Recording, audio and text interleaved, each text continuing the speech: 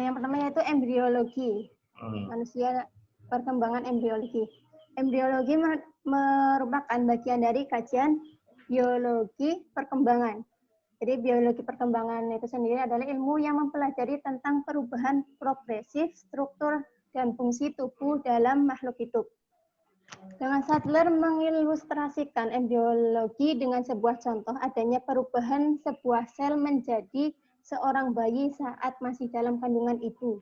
Yaitu suatu proses yang menggambarkan bahwa telah terjadi suatu fenomena besar dan kompleks. Di sini dalam firman Allah dalam surat Al-Mu'minun ayat 12 sampai betul. 14. Al-Mu'minun, ya betul. A'udzu billahi minasyaitonir rajim. Walaqad khalaqnal insana min sulalatin min tin, tsumma ja'alnahu nutfatan fi qararin makin. Tsumma khalaqnan nutfata 'alaqatan fa khalaqnal 'alaqah mudghatan fa khalaqnal mudghah 'idhaman fa kasawnal 'idham lahma. Tsumma ansha'nahu khalqan akhar. Fatabarakallahu ahsanul khaliqin.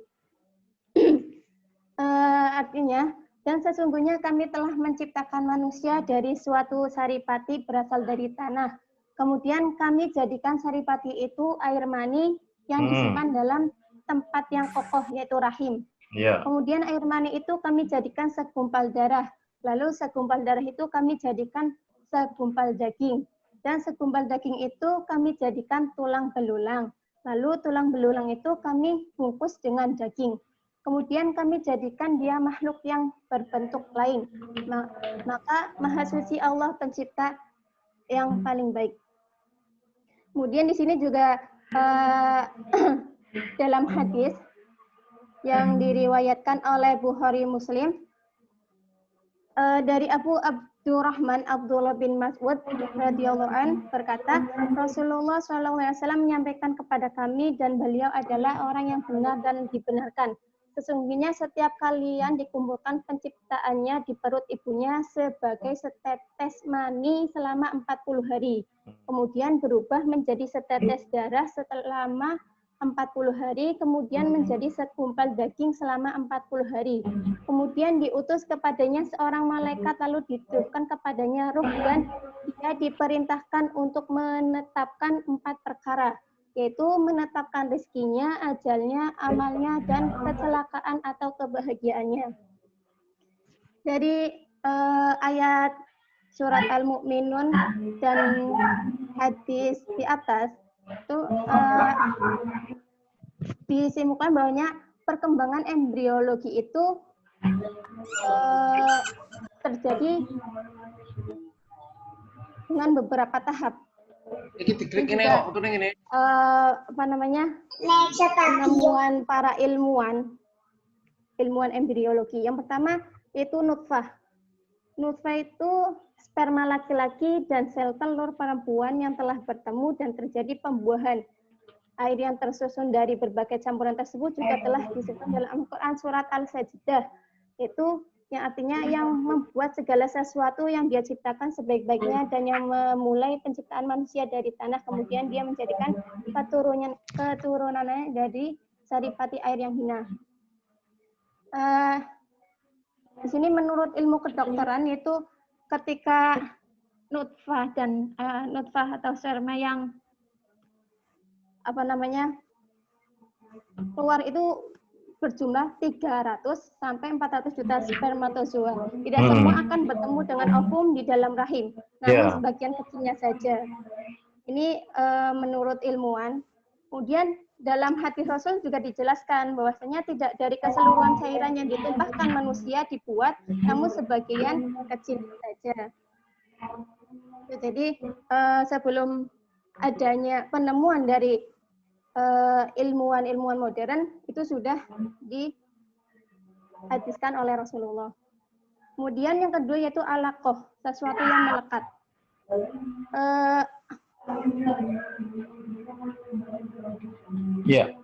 Alaqah itu menurut bahasa itu mempunyai 3 arti, yaitu lintah, sesuatu yang tergantung, dan segumpal darah. Kemudian setelah 14 abad kemudian, sains modern menemukan proses perkembangan embrio pada tahap ini, yaitu sama dengan 3 mana alaqah tersebut. Yang pertama yaitu penemuan sains menyebutkan bahwa ketika embrio menempel di endometrium uterus, embrio menyerupai lintah-lintah yang menempel di kulit. Hal ini telah dibuktikan dengan sempurna oleh Profesor Moore, ahli anatomi dan embriologi Universitas Kanada. Kemudian makna yang kedua yaitu keidentikan ini meliputi keseluruhan bentuk berupa menempel darah. Jadi Moore itu, ilmuwan Moore juga mengatakan bahwa proses ini memiliki bentuk yang identik. Keidentikan ini meliputi keseluruhan bentuk berupa menempel darah menempel dengan cara seperti sesuatu yang tergantung. Tepat seperti makna alaqah yang kedua, yaitu sesuatu yang tergantung. Kemudian makna yang ketiga yaitu segumpal darah. Sains modern membuktikan validitas pernyataan Al-Quran. Sains menemukan bahwa embrio pada tahap ini mengalami proses internal berupa pembentukan darah pada pembuluh tertutup sehingga siklus metabolisme sesuai di plasenta. Pada tahap ini darah ditangkap di dalam pembuluh tertutup dengan penampakan embrio betul-betul seperti segumpal darah. Ini berarti dari mana secara bahasa alaqah itu ada 3 mana, kemudian diteliti oleh ilmuwan ternyata memang sesuai. Gitu. Kemudian yang ketiga yaitu mudhoh. Mudhoh mempunyai arti segumpal daging. Ini merupakan fase mana yang mana berbentuk lengkung dengan penampakan gelembung serta alur-alur.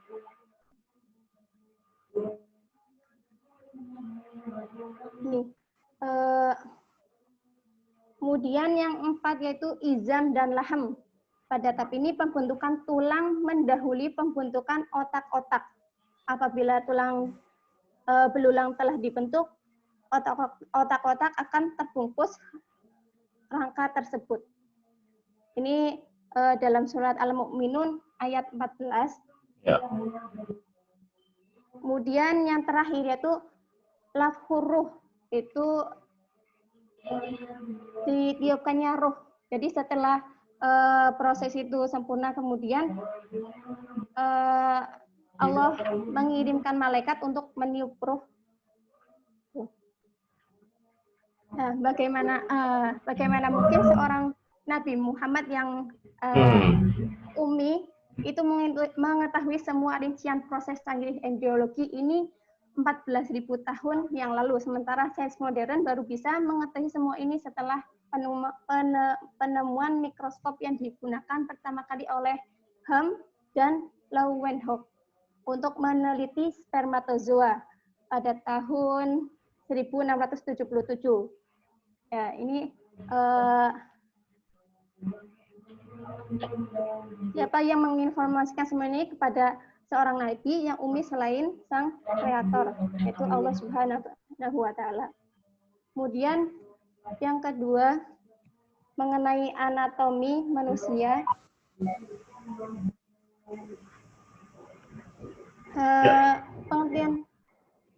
Pengertian anatomi sendiri itu berasal dari bahasa Yunani, yaitu berarti memotong. Anatomia yaitu memotong, yaitu cabang dari biologi yang berhubungan dengan struktur dan organisasi dari makhluk hidup. Jadi anatomi itu tentang struktur makhluk hidup. Tuh. Jadi anatomi manusia berarti struktur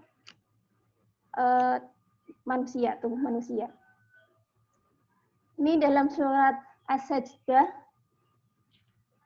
A'udzubillahi minasyaitonirrajim. Tsumma sawahu wa nafakha fihi min ruhihi wa ja'ala lakumus sam'a wal absara wal afidah. Qalilan ma tashkurun. Ya, artinya tetapi dia menyempurnakan dan meniupkan ke dalam tubuhnya roh ciptaannya, dan dia menjadikan bagi kamu pendengaran, penglihatan dan hati, tetapi kamu sedikit sekali bersyukur. Kemudian dalam surat Al-Ahqaf juga diterangkan dari 2 ayat ini menyebutkan bahwanya alat pendengaran itu lebih dulu. Jadi menyebutkan Ya, lebih pendengaran awal. itu lebih dulu, ya, daripada yang lain. Nah, kemudian ini mendorong para ilmuwan modern untuk meneliti kenapa pendengaran itu disebutkan lebih dulu. Itu. Kemudian ilmu anatomi itu membongkar sebuah kenyataan ilmiah yang terdalam. Bahwasanya otak terdiri atas beberapa kepingan, yaitu kepingan otak bagian depan, yaitu dahi pelipis, dan kepingan otak bagian belakang. Pada kepingan-kepingan tersebut terdapat bermacam-macam pusat panca indera, pusat gerak, dan lainnya. Setelah mempelajari pusat-pusat pendengaran dan penglihatan, para ilmuwan menemukan bahwa pusat pendengaran terletak pada kepingan pelipis dari otak yang berhadapan dengan telinga, sedangkan pusat penglihatan terletak pada bagian belakang otak. Jadi, sini pendengaran itu letaknya lebih depan daripada penglihatan. Ini fakta ilmuwan yang ditetapkan oleh ilmu anatomi ini baru dapat dibuktikan setelah 14 abad turunnya Al-Quran. Sedangkan menurut ilmu embriologi, alat pendengaran lebih dulu berkembang daripada penglihatan ketika masih dalam bentuk janin. Jadi telinga terus berkembang dan menjadi sempurna sampai bulan kelima dari kehidupan janin. Namun kesempurnaan indera penglihatan setelah kelahiran. Gitu. Jadi kalau menurut ilmuwan embriologi itu pendengaran itu sempurna lebih dulu daripada penglihatan, sedangkan penglihatan itu sempurna itu setelah proses kelahiran. Ya. Seorang ilmuwan anatomi terbesar di dunia, Nagami, telah masuk Islam ketika dia sedang berbicara mengenai saraf dan keberadaannya langsung di bawah kulit. Itu saraf sensorik. Oleh karena itu, saat kulit terbakar, hilanglah fungsi indera perasa. Nah, ini juga sudah tadi dibahas tadi apa? Iya. Tentang kulit kalau terbakar, terkupas, dikembalikan lagi oleh Allah biar merasakan apa sakitnya nanti ketika di neraka itu kan. Jadi, nah itu menunjukkan bahwa ada indera di kulit itu ada lapisan pertama ya, lapisan epidermis itu indera perasa. Kalau itu terbakar terkelupas, setelah itu orang tidak merasakan sakitnya. Gitu. Makanya kemudian dikembalikan oleh Allah lagi. Baik. Oke, lanjut lagi. Silakan. Sampun, Pak. Sudah. Baik, teman-teman sekalian. Itu tadi bagaimana manusia diciptakan oleh 7 fase tadi itu. Jadi ada fase nutfah, fase alaqah, fase mudghah, fase pembentukan tulang. Yang kemarin terjadi salah paham Mas Gofur tadi.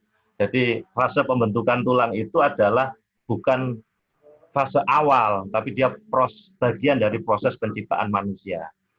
Makanya apa yang saya tulis kemarin itu hanya fokus tentang tulang. Dan itu pun disampaikan oleh para ahli. Mungkin ada banyak perbedaan tentang istilah oleh para ahli. Tetapi tahapan-tahapannya itu mengakui, sehingga kemudian sampai 14 abad yang lalu tidak mungkin Muhammad bisa tahu ini gitu. Kenapa? Karena ini baru tahu setelah ada ronsen tadi itu. Kemudian bisa tahu tahapan-tahapannya.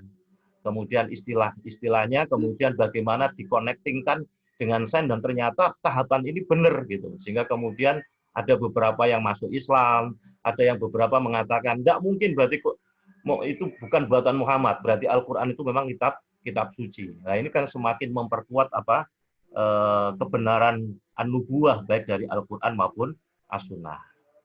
Baik teman-teman sekalian, makanya menarik sekali ketika kita mempelajari integrasi Islam dan sains, ketika ini kemudian para ilmuwan kita itu begitu bicara tentang manusia, maka kemudian dia terdorong itu bagaimana tentang teknologi kedokteran. Jadi teman-teman saya di Fakultas Kedokteran itu luar biasa, akhirnya subhanallah, ini berarti, makanya dia mengatakan inilah ayat-ayat Allah yang tersirat di dalam Al-Quran, yang tersirat di dalam tubuh kita, dalam kehidupan, dalam ciptaan-ciptaan Allah yang lainnya.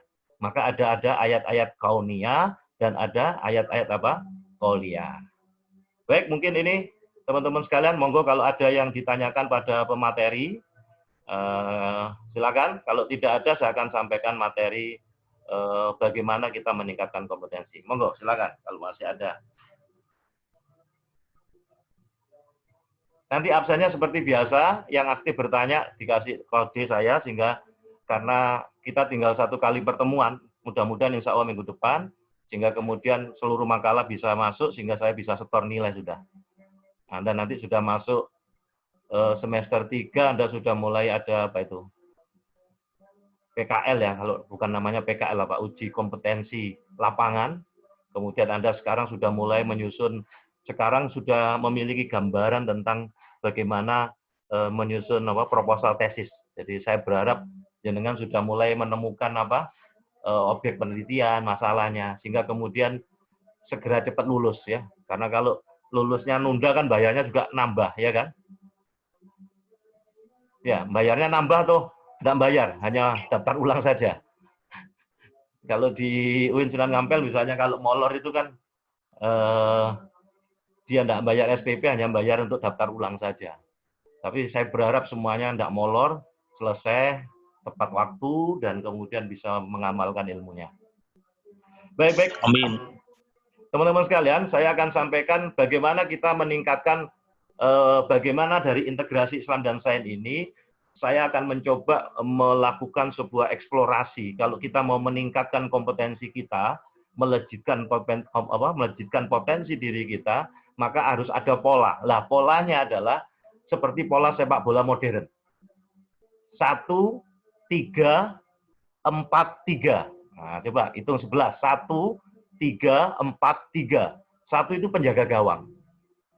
Apa 1 penjaga gawangnya kalau kita melejitkan potensi diri? Ini pondasinya. Apa tadi? Kesadaran akan hubungan kita dengan Allah.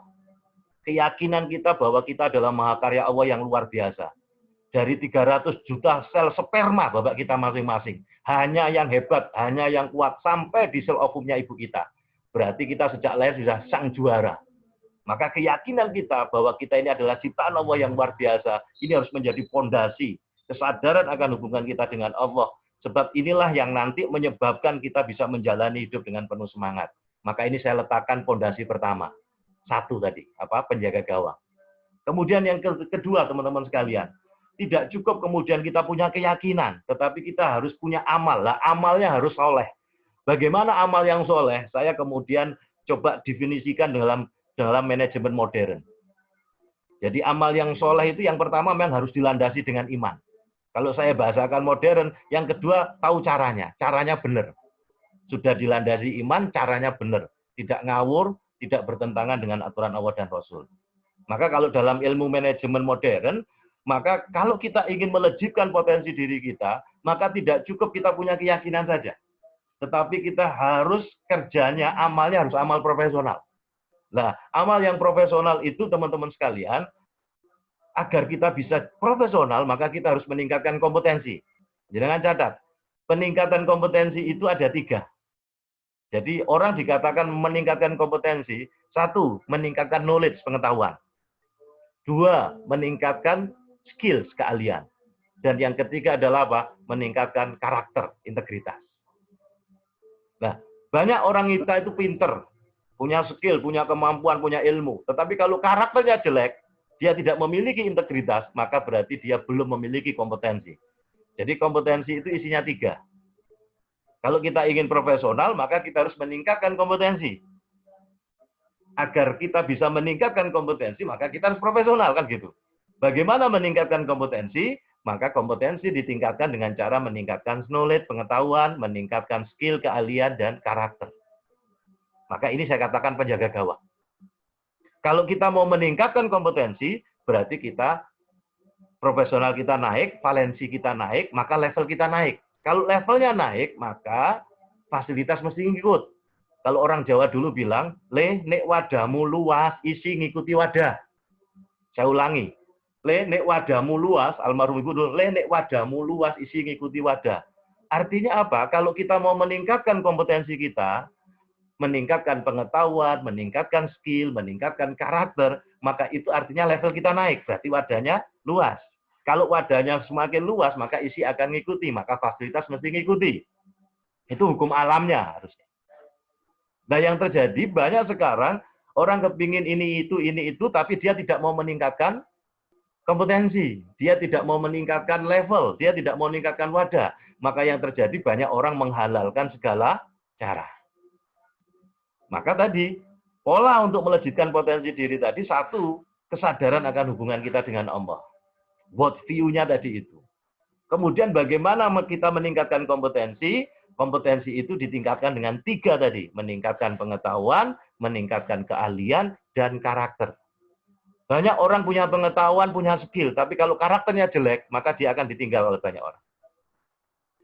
Dulu kalau saya kerja di pabrik, sampai posisi direktur SDM, ketika kemudian interview, seringkali saya katakan sama bos-bos, iki ada iki pinter, tapi nggak play. Nah, kalau nggak play itu berarti persoalan apa? Karakter. Akhirnya bisa dicoret. Karena kompetensi itu ada 3 di sini. Nah, kalau kemudian kita sudah meningkatkan knowledge, meningkatkan pengetahuan, meningkatkan skill, dan kita terus menjaga dan meningkatkan karakter yang baik, maka ini berarti kita jadi magnet rezeki. Rezeki yang akan ngejar-ngejar kita. Sebab kalau kita sudah jadi ahli kan dicari banyak orang pada. Maka dalam bahasa agama adalah kafa'ah. Jadi kalau orang itu setengah-setengah atau kemudian setengah waras, kalau orang setengah-setengah tidak banyak nyari. Maka kalau orang itu kafa'ah, dia ahli, akan dicari oleh banyak orang. Maka saya berharap ketika jenengan sudah pasca sarjana, jenengan nanti segera temukan bidang keahlian jenengan, kemudian ditekuni, jenengan fokus, terus kembangkan, maka 3-5 tahun Anda akan jadi orang yang berkelas di bidang itu. Kalau Anda sudah jadi orang yang berkelas, Anda ahli di situ, Anda kafa'ah di situ, Anda expert, Anda akan menarik rezeki. Itulah magnet menarik rezeki yang luar biasa. Nah, itu back-nya tadi. Nah, ternyata tidak cukup. Profesional itu tidak cukup ahli saja ternyata. Tidak cukup harus punya kompetensi atau kafa'ah. Tapi orang dikatakan profesional itu juga harus memenuhi 3. Ternyata apa? 1, dia harus kafa'ah, expert di bidangnya. Yang ketiga adalah himmah, dia punya etos kerja yang tinggi. Ya. Ada orang dia punya expert, tapi kalau kemudian kelewes, dia tidak punya etos kerja yang tinggi, maka dia akan ditinggal orang.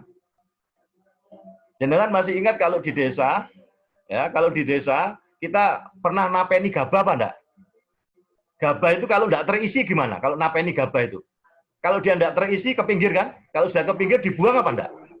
Itu artinya, ya, itu artinya apa? Kalau kita tidak mau meningkatkan kompetensi kita, kalau kita tidak mau kerja profesional, kita tidak ahli di bidangnya, maka kita akan tersinggir. Seperti gabah yang tidak ada isinya.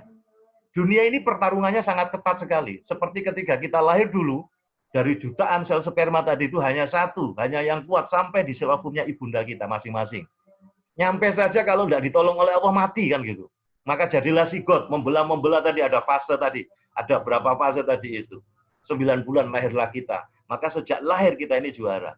Maka keyakinan bahwa kita ini adalah makarya Allah yang luar biasa. Keyakinan bahwa Allah menciptakan kita tidak main-main. Ini menjadi fondasi, menjadi dorongan kita untuk terus meningkatkan kompetensi kita. Untuk mengupgrade diri kita. Agar kita menjadi profesional. Maka untuk jadi profesional tadi harus meningkatkan kompetensi biar jadi expert. Dan ternyata profesional itu tidak hanya expert saja, tetapi dia harus apa? Himmah, punya etos kerja yang tinggi, dan yang ketiga adalah amanah. Nah, ini yang sekarang mahal di Indonesia. Ya, amanah sekarang ini mahal. Maka 3 inilah orang dikatakan profesional ketika dia expert. Bagaimana agar dia expert? Maka dia harus meningkatkan kompetensi kan gitu. Dengan meningkatkan kompetensi, dia expert di bidangnya, dia kafa'ah. Kemudian yang kedua, dia memiliki himmah, etos kerja yang tinggi. Dan yang ketiga adalah amanah. Kalau bicara sepak bola, ini berarti masih bicara apa? Penjaga gawang, bek kanan, bek kiri, dan bek tengah. Maka apa lapangan tengahnya? Pemain tengahnya. Nah, kalau dalam dunia sepak bola, kalau kita bisa menguasai lapangan tengah, berarti kita akan bisa menguasai permainan. Nah, apa 4 yang di tengah itu saya istilahkan dengan move on. Maka hidup itu kita harus move on. Agar kita bisa move on teman-teman sekalian, kan dengan konsep landasan integrasi Islam Sains tadi itu harus dilandasi kesadaran akan hubungan dia dengan Tuhan, maka kita harus punya vision. Ini sudah dipakai oleh teman-teman BUMN di kantor pos. Ketika saya pernah latihkan ke BUMN itu. Jadi orang hidup itu agar bisa move on teman-teman harus punya vision. Kita harus punya tujuan akhir kita mau kemana. Maka bagi umat Islam memiliki visi akhirat dan visi dunia. Di mana visi dunianya adalah selaras menuju kepada visi akhirat. Kalau orang tua dulu kita seringkali nganalog yang itu, nek awakmu tuku sapi, taline mesti katut. Itu artinya apa? Kalau orientasi hidupmu itu akhirat, maka duniamu masih ikut. Sebaliknya kalau kamu cari tali, belum tentu sapinya katut, kan gitu. Benar Pak enggak? Maka kalau orientasi hidup kita akhirat dan kemudian visi dunia kita diselaraskan untuk menuju keberadaan visi akhirat, maka itulah kita memiliki visi yang kuat. Maka on yang pertama adalah vision untuk menguasai lapangan kehidupan kita. Kalau dalam sepak bola, siapa yang biasa menguasai lapangan tengah, dia akan menguasai permainan. On yang kedua, move on yang kedua. Pertama adalah vision. Yang kedua adalah action, teman-teman sekalian. Tidak cukup kita punya visi yang kuat, tetapi kita harus action. Actionnya apa? Kerja keras, kerja cerdas. Kalau kerja keras itu melibatkan otot. Segala apa yang kita lakukan di dunia itu, awalnya untuk meraihnya, itu mesti butuh kerja keras. Untuk membiasakan sesuatu memang butuh dipaksa, kerja keras dulu. Kalau kita sudah membiasakan sampai 3 bulan, maka akan jadi kebiasaan kita, akan jadi habit. Tidak cukup dengan kerja keras, tapi kerja cerdas. Kalau kerja cerdas sudah melibatkan akal, otak. Yang ketiga, tidak cukup dengan kerja keras, kerja cerdas, tapi kerja ikhlas. Kerja ikhlas itu bukan tidak dibayar, teman-teman sekalian. Kerja ikhlas itu melibatkan Allah dalam setiap aktivitas kita. Sehingga pertanyaannya, ini benar apa salah ya? Ini terpuji atau tercela? Karena ada landasan tadi, penjaga gawangnya tadi. Baru yang terakhir adalah kerja tuntas. Kerja keras, kerja cerdas, kerja ikhlas, kerja tuntas. Maka ditambahi oleh Telkom. Maka hasil memuaskan. Jadi kerja keras, kerja cerdas, kerja ikhlas, kerja tuntas, dan memuaskan. Nah, itu on yang kedua. Jadi tidak cukup kita punya visi, tetapi kita punya action. Actionnya apa tadi? Kerja keras. Untuk meraih sesuatu tidak mungkin diraih tanpa kerja keras. Tidak cukup kerja keras, kerja cerdas, kerja ikhlas, dan kerja tuntas. Maka hasil akan memuaskan. Nah, sekarang on yang ketiga adalah passion. Teman-teman seringkali mendengar kata passion. Apa sih passion itu? Ketika kita menekuni satu bidang, di mana itu gue banget bagi kita. Saya seringkali ditanya, gimana Pak Syarif, agar kita bisa tahu passion kita. Ada 5 pertanyaan teman-teman sekalian kalau kita ingin mengetahui passion kita. 1, bidang kalian apa yang kita kuasai? 1. 2, kalau kita kemudian menguasai tadi, kalau kita jalani itu enjoy gitu, happy gitu, kayak tidak ada beban. Ya, maka itu pertanyaan yang kedua. Jadi kalau kita ingin mengetahui passion kita, maka kita harus bertanya 5 dulu. Kalau sudah ketemu 4 itu passion kita. 1, bidang kalian apa yang kita kuasai. 2, kalau kita jalankan bidang kalian itu kita enjoy gitu, happy gitu, kayak tidak ada beban. Seandainya tidak dibayar pun kita menikmati, misalnya. Kalau sudah ketemu kedua, 2 ini sebenarnya sudah ketemu passionnya. 3, kalau orang lain melakukan itu butuh waktu lama. Sementara kalau Anda lakukan, Anda butuh waktu cepat dan hasilnya baik. Kalau sudah ketemu 3, itulah passion Anda. 4, kita sampai lupa waktu. Karena saking enjoy-nya, happy. Dan yang kelima, kita tidak akan pernah menyesal seumur hidup kita kalau kita sudah melakukan itu. Kalau 5 pertanyaan itu sudah ketemu jawabannya, maka itulah passion kita. Nah, para profesional yang menemukan passion-nya, maka dia akan menganggap pekerjaan itu menjadi sebuah kebahagiaan. Jadi kerja itu kalau happy, bukan beban.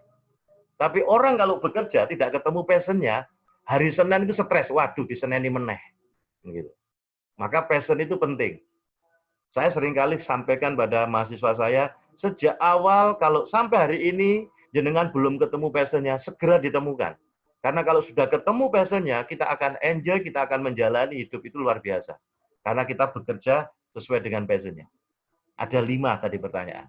Baru yang terakhir, on yang terakhir, kalau kita ingin menguasai lapangan hidup tadi itu adalah collaboration. Kita tidak akan pernah bisa sukses sendirian. Kita mesti berkolaborasi. Nah, berkolaboration. Ketika kita berkolaboration itu, teman-teman sekalian, tetap kita harus mengutamakan Allah tadi. Yang kedua, kita harus bergaul, berkumpul, berteman dengan orang-orang yang memiliki semangat di atas kita, biar ketularan. Kalau bahasa agama, kalau di Nadoman apa? Dilanggar-langgar kumpulono wong kang soleh. Kalau dalam bahasa manajemen modern adalah ketika kita bersinergi, kita berkolaborasi, satu tadi tetap mengutamakan Allah. Yang kedua, carilah teman, guru, bergaul, bergabung dengan apa? Berkawan, bersahabat dengan orang-orang yang memiliki kapasitas, valensi, kompetensi di atas kita. Kenapa? Agar ketularan. Ya, yang baik itu nularnya juga cepat, tapi yang lebih cepat yang buruk. Jadi kalau kita koncoan dengan teman-teman sing loyo, tumbuh tutup apa enggak? Kita teman-teman kumpul dengan teman-teman sing males kok gaya rek lapo sekolah, habis tuwek wong kuliah ae. Akhirnya ikut males. Hati-hati, memilih teman, memilih kawan adalah memilih masa depan. Nah, kemudian bagaimana agar kita bersinergi, berkolaborasi tadi? Yang ketiga adalah, kalau toh kemudian kita bergabung dengan komunitas, usahakan cari komunitas yang memiliki 3 syarat. 1, komunitas yang positif. 2, komunitas yang produktif. 3, komunitas yang kontributif. Sehingga kemudian kita bisa ketularan. Sehingga kalau kita berkumpul, bergaul, berada di dalam komunitas yang positif, produktif, kontributif, insya Allah spiral kehidupan kita naik. Terakhir, teman-teman sekalian. Tadi polanya apa? 1, 3, 4, 3. Lah kalau sudah menguasai move on tadi, punya vision, punya action, punya passion, dan collaboration, jangan lupa penyerang tengah, kanan dan kiri. Nah, jembatan yang menghubungkan antara harapan dan kenyataan itu adalah 3 di depan ini. Apa tadi? Disiplin. Tidak ada kesuksesan tanpa disiplin. 2, giroh, punya semangat, punya antusias. Dan yang ketiga, penyerang tengahnya adalah komitmen. Tidak ada kesuksesan tanpa komitmen. Nah, inilah pola yang saya eksplorasi dari pemahaman apa ketika kita memahami integrasi Islam dan sains tadi itu. 1 tadi apa? Kesadaran akan hubungan kita dengan Allah. Kita yakin bahwa Allah itu menciptakan kita tidak main-main. Kemudian kita berusaha untuk mengupgrade diri kita agar jadi profesional. Agar jadi profesional itu berarti kita harus punya kompetensi. Kompetensi itu apa? Tadi, meningkatkan pengetahuan, meningkatkan skill, dan karakter. Orang yang mau meningkatkan kompetensinya, maka dia akan jadi expert, jadi ahli, kafaah. Kalau jadi ahli, dicari-cari banyak orang apa enggak? Nah, profesional tidak hanya kafaah saja, ahli, tetapi dia punya etos kerja. Nah, itu backnya, etos kerja yang tinggi, punya himmah, dan yang ketiga adalah amanah. Kemudian lapangan tengahnya tadi apa? 1, 3, 4. Apa? Move on. Agar kita bisa move on, maka kita harus punya vision, visi yang kuat dalam hidup. Visi akhirat, visi dunia, di mana visi dunia selaras dengan visi akhirat. Karena kita diajarkan, Rabbana atina fid dunya hasanah, wa fil akhirati hasanah, wa qina adzabannar. Yang kedua adalah action. On yang kedua adalah action. Action itu apa? Kerja keras, kerja cerdas, kerja ikhlas, kerja tuntas. Kemudian on yang ketiga adalah passion. Temukan mulai hari ini, teman-teman kalau belum menemukan passionnya, segera temukan passionnya. Kalau sudah, dengan tinggal fokus, disiplin, komitmen, maka insya Allah 3-5 tahun Anda akan jadi orang yang berkelas di bidang itu. Kalau sudah jadi orang berkelas, tidak usah khawatir, Anda dicari banyak orang. Bukan karena bawa anak perempuannya, bukan karena bawa duitnya orang, tetapi karena Anda punya keahlian, Anda punya sesuatu yang luar biasa. Jadi itu passion. Dan yang keempat adalah collaboration. Terakhir teman-teman sekalian, karena tinggal 3 menit, jangan lupa 3 penyerang yang menghubungkan antara harapan dan kenyataan. Apa tadi? Disiplin. 2, punya antusias, punya giroh, semangat yang luar biasa. Dan yang ketiga adalah apa? Komitmen. Mungkin ini yang bisa saya sampaikan di kuliah pagi hari ini. Mudah-mudahan jadi bekal bagi kita semua. Saya yakin Anda masih muda-muda, masih semuanya semangat belajar yang lebih tinggi lagi.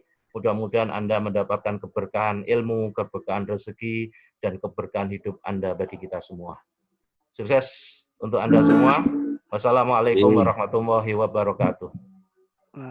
Waalaikumsalam. Absennya seperti biasa. Persentase gimana, Pak? Masih ada 1 kali pertemuan. kan 6 kali. Ya, jadi nanti yang belum nggak sempat ya berarti dikumpulkan aja makalahnya. Karena sebenarnya tinggal siapa yang cepat itu berarti kan punya apresiasi ya. Absennya seperti Sudah dikirim biasa. ke grup, Pak. Ya, dikirim ke email nanti ya. Nanti saya kasih ke email. Oh, ke email. Ya. Baik, sukses semuanya. Semuanya lulus, jangan khawatir. Tetapi kan kita lulusnya ada nilainya A plus A, ya kan? Jangan lulus hanya B min. Eman-eman ya. Assalamualaikum warahmatullahi wabarakatuh. Waalaikumsalam.